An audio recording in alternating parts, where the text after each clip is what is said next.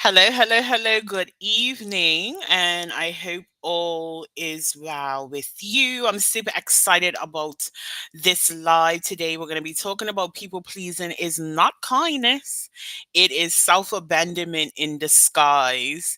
And if this is your first time joining me, welcome.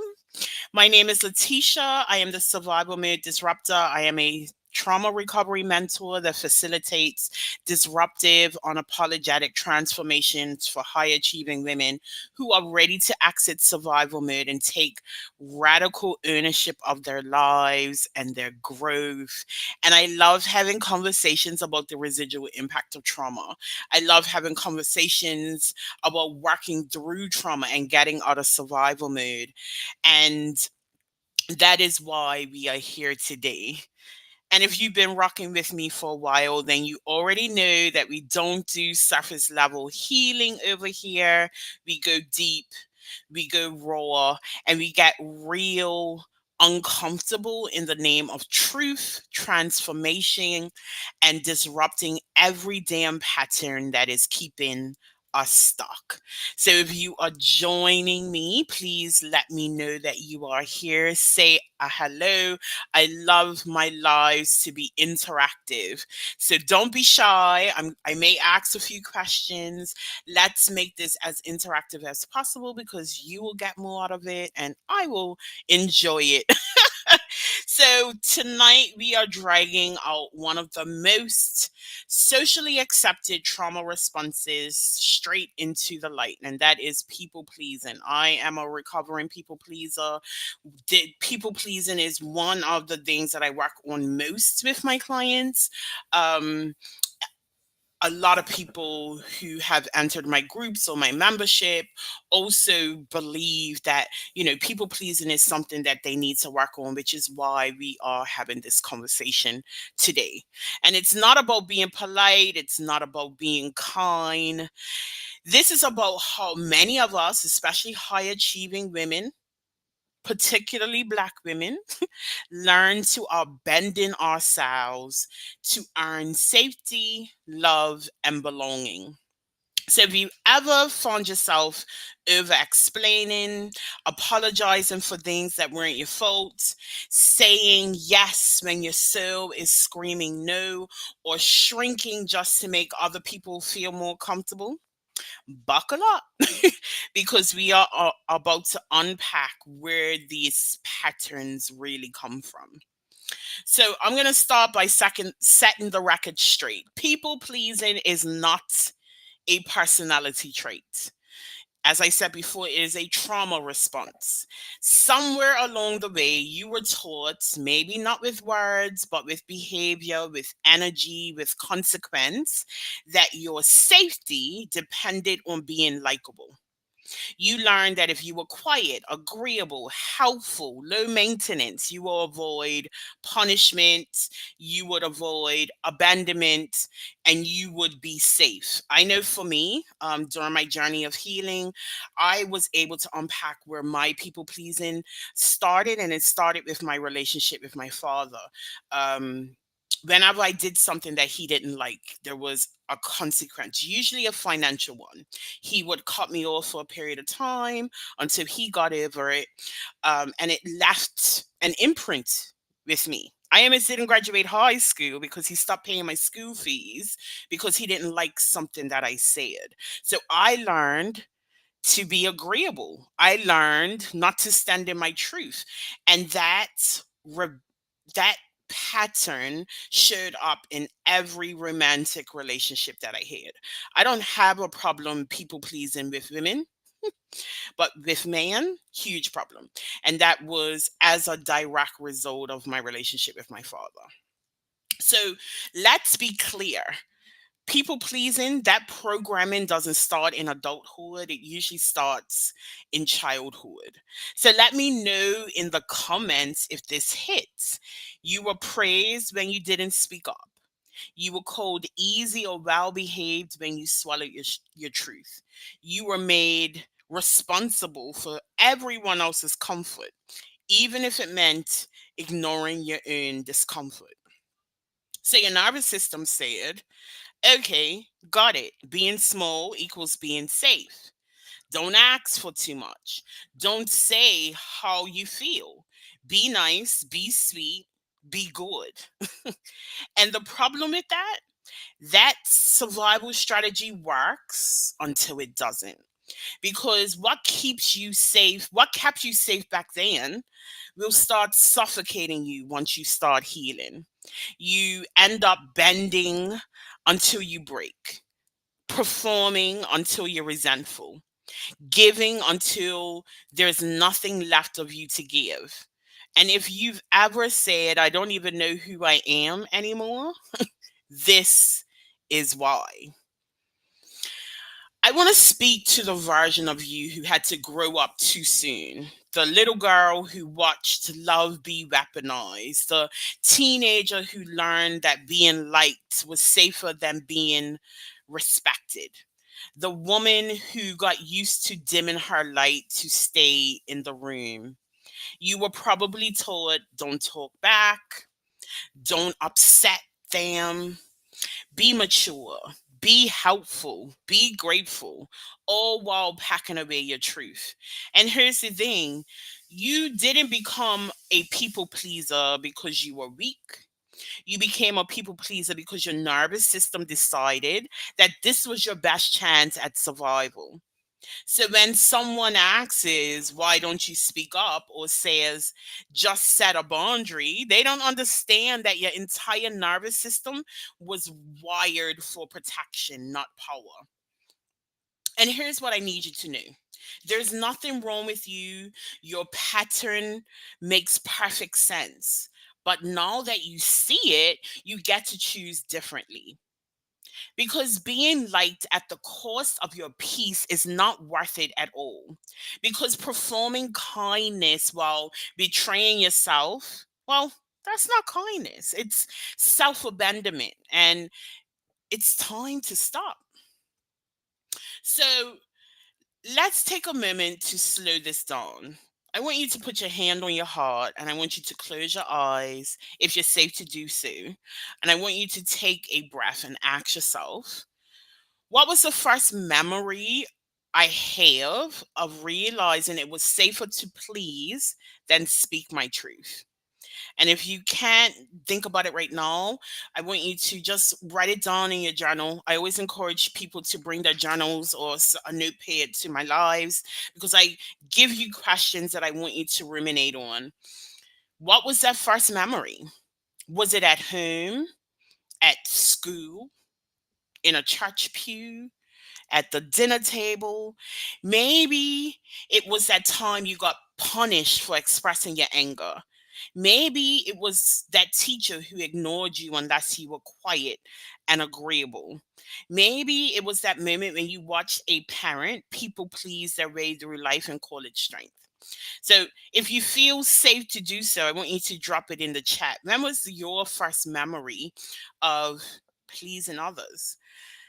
Let's stop pretending that we're the only one carrying this, right? Like, I people please for years, and I know many of you have. So, if you're comfortable, let's share. As I said, I love it to be interactive because here's the truth, that memory, it shaped your coping, but it doesn't have to shape your future. You don't owe anyone performance. You don't have to set yourself on fire to keep the peace. You get to learn the lie. You get to unlearn the lie that you have to earn love by being agreeable. You are not here to make everyone comfortable. You are here to be who. So, what does keeping the peace cost you? Let's let's get into that. Let's talk about that phrase that we've all used at some point. I'm just trying to keep the peace. And let's be real for a minute. Peace at the expense of your truth, that's not peace. That's performance. That's a survival strategy. That's you holding your breath and then calling it harmony.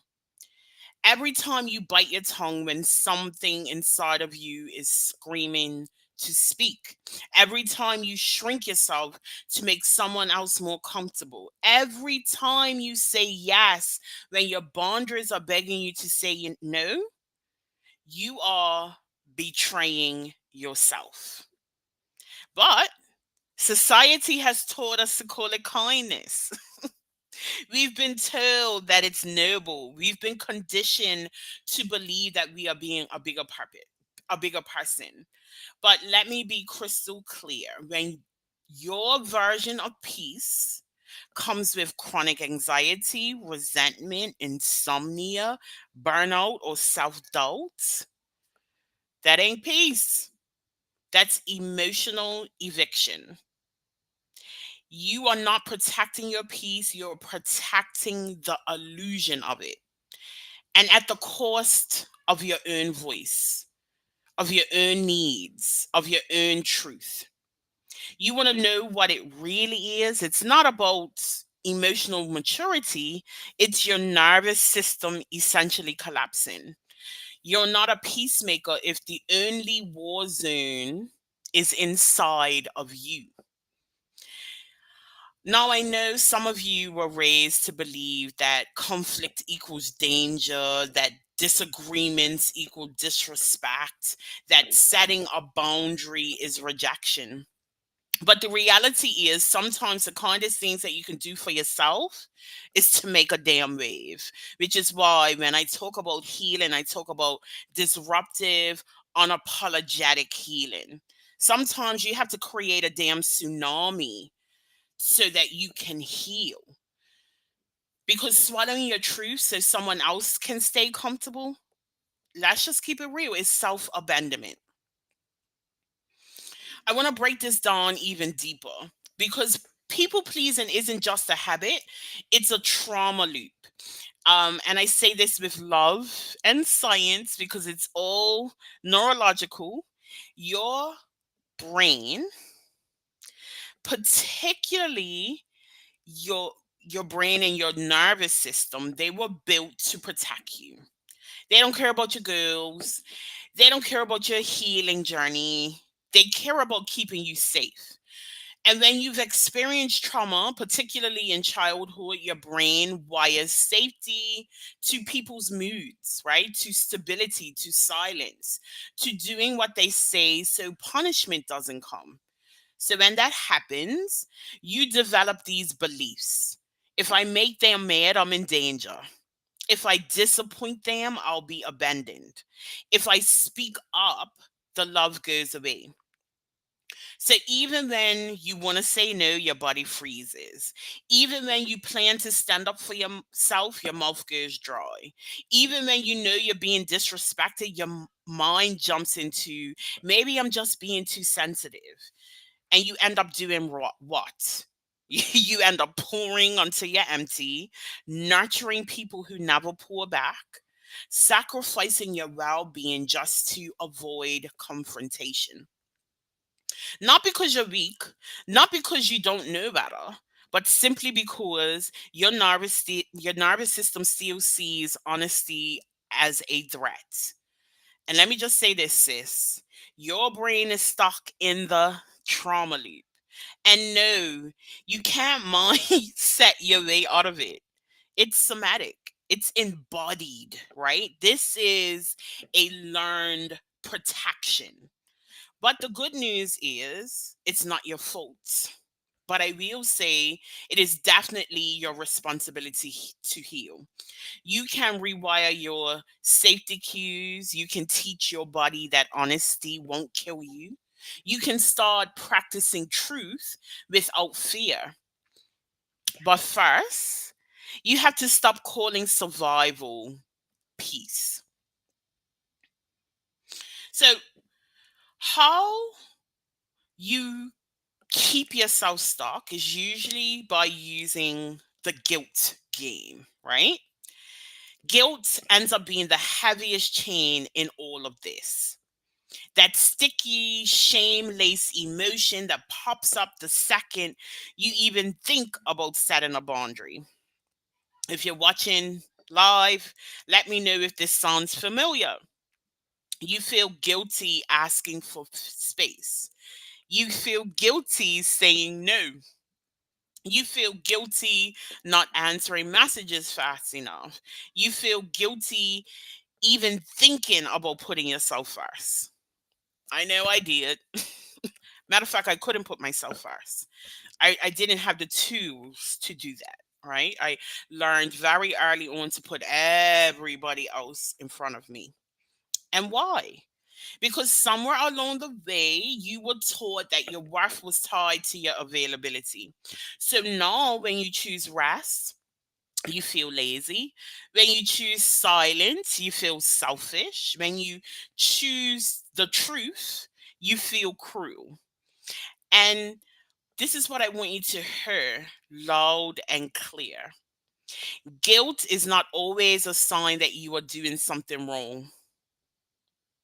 Sometimes it's a sign that you are doing something new. And I want to say that again. Guilt is not always a sign that you are doing something wrong. Sometimes it's just a sign that you're doing something new.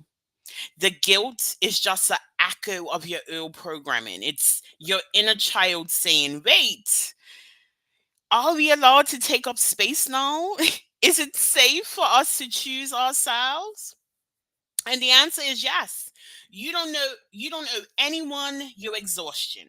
You don't owe anyone your silence. You don't owe anyone your slow death for their comfort. And I'm going to say that one again. You do not owe anyone your slow death for their comfort. You get to grieve the guilt, but you also get to grow through it. So, as I said, I do like giving you some things to reflect on as we go through these teachings. I want you to grab your journal and write this down. Who am I trying to keep comfortable even when it makes me uncomfortable? Again, who am I trying to keep comfortable even when it makes me uncomfortable? And then I want you to go a step deeper. What would shift if I gave myself permission to be honest and not agreeable? And I want you to explore that fully because sometimes we say we want peace, but what we really want is permission to stop performing. And that starts when asking, what part of me is afraid to be fully seen? So I want you to ruminate on that, and we're going to go a step further.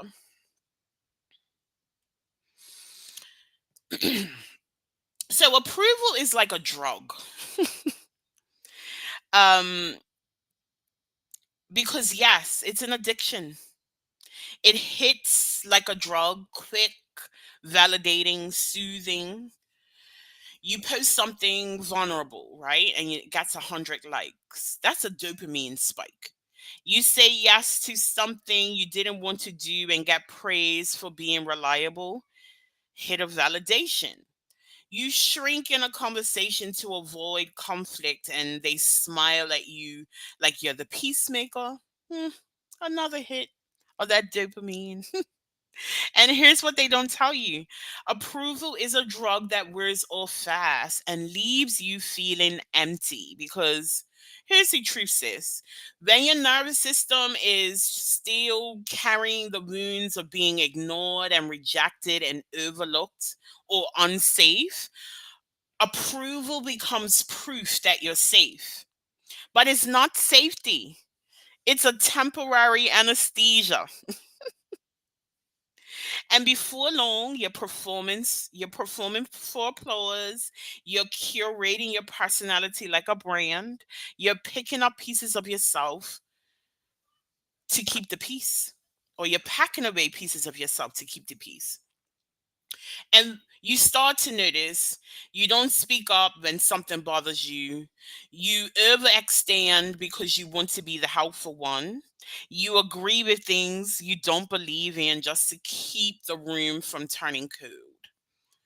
And it becomes a quiet, painful loop of I'll be whoever you need me to be as long as you don't leave.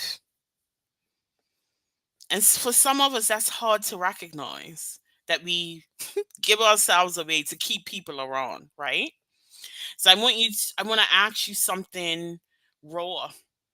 How many times have you betrayed your own needs just to keep someone else's version of you intact? I want you to think about that. I did it hundreds of times. And I'm transparent. I did it so much that oftentimes I didn't even know how to identify the answers that I really wanted to give because I knew I'm just going to tell them what they want to hear so that they stay, so that they like me, so that they don't leave or there are no consequences. How many times have you shown up as nice when you're really numb? How often do you check the temperature of the room before you check in with yourself? We all do it. And some of us do it more than others, right? But I want you to understand this. Approval is not bad, but approval as a survival strategy will have you abandoning yourself for claps from people who don't even notice if you disappear. And I want to normalize something real quick. Are you ready for this? No is not a dirty word. When you say no, I'm not available. No, I can't take that on. No, I don't agree with that. No, I don't have the capacity for that right now. Oftentimes, we feel sick saying that. We have been conditioned, especially as women, particularly as Black women, especially as nurturers, to believe that our default answer should always be yes. We were raised to soften our tone to be heard, right? Can't be an aggressive woman. We over explain to be understood. We make our no sound like maybe wrapped in a compliment. But here's the truth, you're not required to do all of that. You're not required to perform for access, prove your kindness, earn your rest, make your boundaries palatable for others. Clarity is kind, boundaries are not mean, and you don't need permission to protect your peace. Because every time you say yes when you meant no, you're telling your body that someone else's comfort matters more than your own safety. And that is a cost that you can't afford anymore. So this week and the rest of the year, I want you to practice saying no without explanation, without guilt, without a long winded justification. Just no, because no is a complete sentence. Because sometimes your no is your highest form of self respect that you can offer yourself. So let's take this learning and this discussion and let's get practical because boundaries sound great in theory, but most of us were never taught to actually set them. I know I wasn't. I know what boundaries were, but setting a boundary and communicating that boundary to other people, I didn't know how to do that. So a boundary is not a wall, it's a gate. It's not about shutting people out, it's about deciding who gets access to you, how, when, and why. So let me repeat that again. A boundary is a choice, it's a filter, it's a standard. It's not about shutting people out, it's about deciding who gets access to you, how, when, and why. So I want you to practice this. If you have difficulty saying no, I want you to practice these 4 scripts that can help you set your boundaries or be able to communicate your boundaries. The first one is I am not available for that, and I hope you find the support that you need. It's a nice, easy way of getting yourself out of a circumstance. Or you can use I am not comfortable continuing this conversation. Or this is my favorite one, and I use it all the time, especially at work. I don't have the capacity for that right now. I run that like a overrun record. Or this isn't aligned with me. You don't know anybody more than that, right? You don't have to bend your boundary into a feel good movement for somebody. You don't have to send 3 smiley faces and then an essay. Huh? I want you to say it with your chest. Say it with your nervous system, because you are not being rude. You are getting regulated. And guess what? People who benefit from your lack of boundaries will always call your healing selfish. Let them. You're not here to babysit their discomfort. You're here to show your inner child that she no longer has to sacrifice herself to be safe. Now, I want to take this deeper, because the people who struggle the most with boundaries are the ones that don't know their true value yet. And it's, I mean, it's sad that we get to a place in life, in adulthood, where we often don't know our value.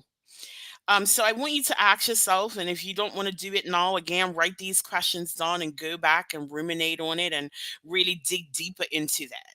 What matters more to you, being liked or being real? And once you have that answer, answer why. Why is that more important to you? And then the second question is, who are you becoming?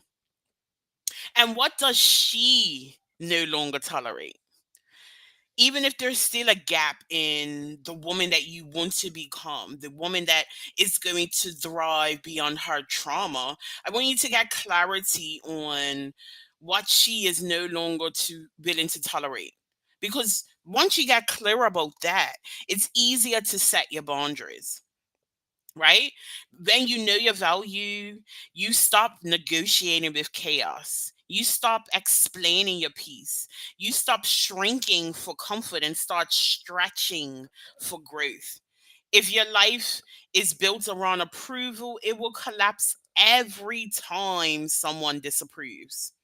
But if your life is rooted in your values, you become unshakable. And that is what I want for every woman, every man. Even I want everyone who's experienced trauma to get to a place of unshakableness, right?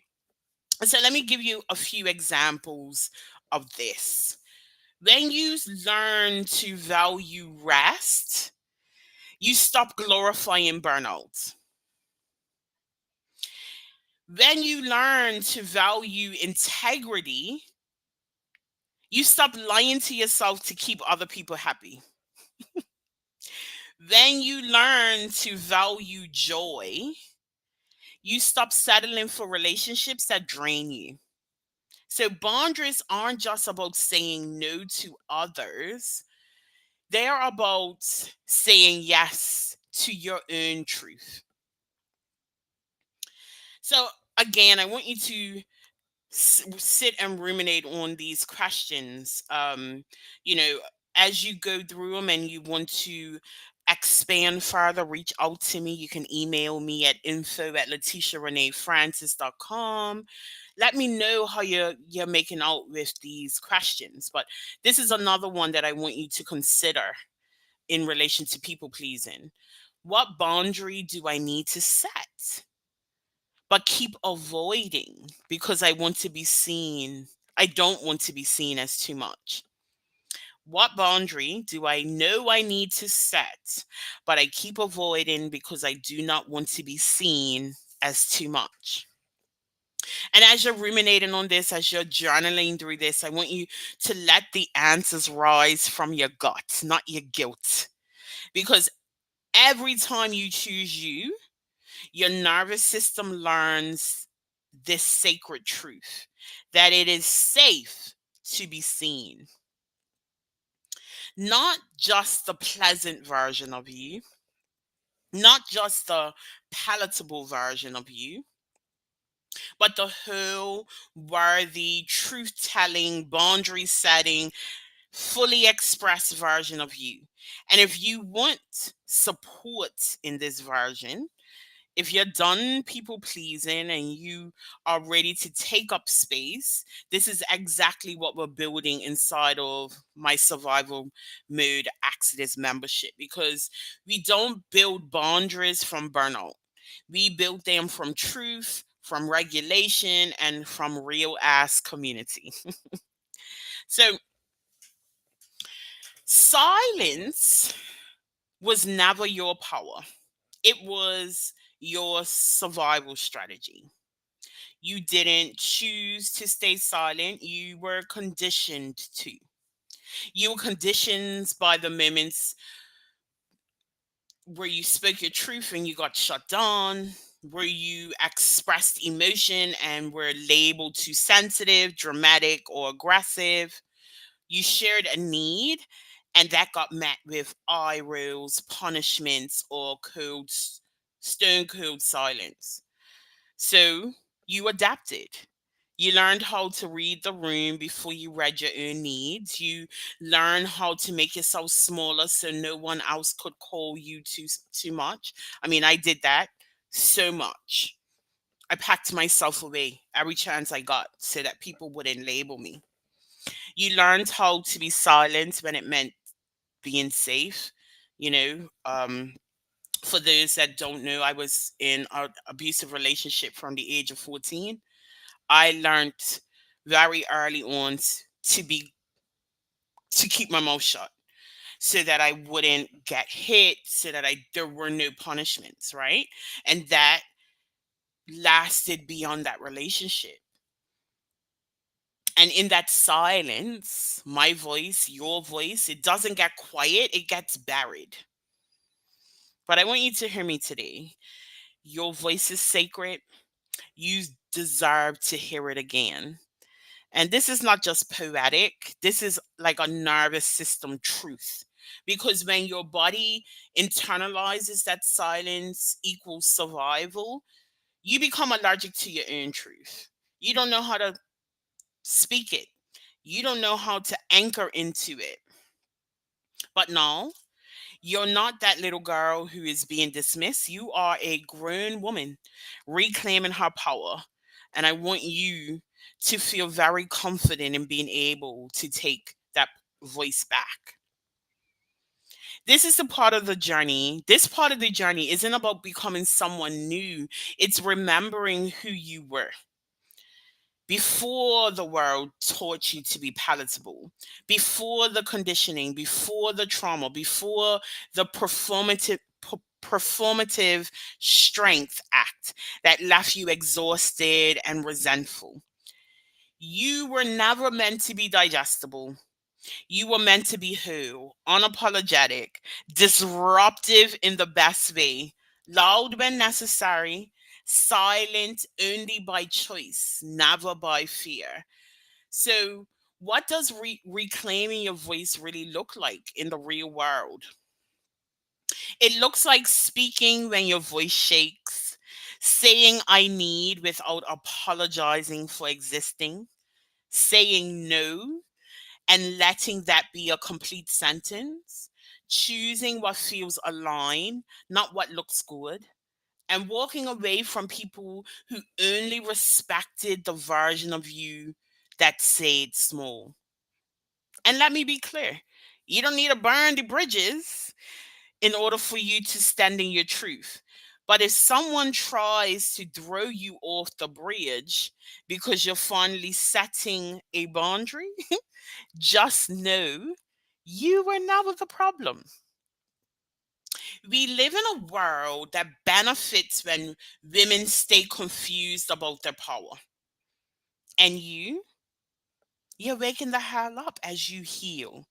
When you reclaim your voice, you stop outsourcing your worth to how many people liked your post, whether your mom approves, whether your partner gets it, if your boss says you're doing a good job. You stop needing approval to feel valid. Instead, you start asking, does this align with the healed version of me? Does this decision regulate or dysregulate my nervous system? Am I moving from fear or am I standing in power? Because real authority isn't about being aggressive, it's about being anchored. You don't need to be understood to be valid. You don't need to be agreed with to tell your truth. You don't need to be liked to be worthy. You only need to be in integrity with your wholeness. And when that clicks, you become untouchable. Not because you don't feel, but because you finally stop shrinking for people who never saw you fully anyway. And I want you to say this out loud. Yes, out loud. Even if you whisper it, even if your voice trembles, say it with your chest. So repeat after me. I am allowed to change. I am allowed to protect my peace. I am allowed to be powerful and still soft. I'm allowed to evolve beyond people's expectations of me. I'm allowed to use my voice even if it makes others uncomfortable. And when you say it, let that land. Because here's the truth, you're not doing this to hurt anybody. You're doing this to heal yourself. You're doing this for the version of you that swallowed her voice one too many times. You're doing this for your daughter, your future self, your legacy. Because healing is your birthright.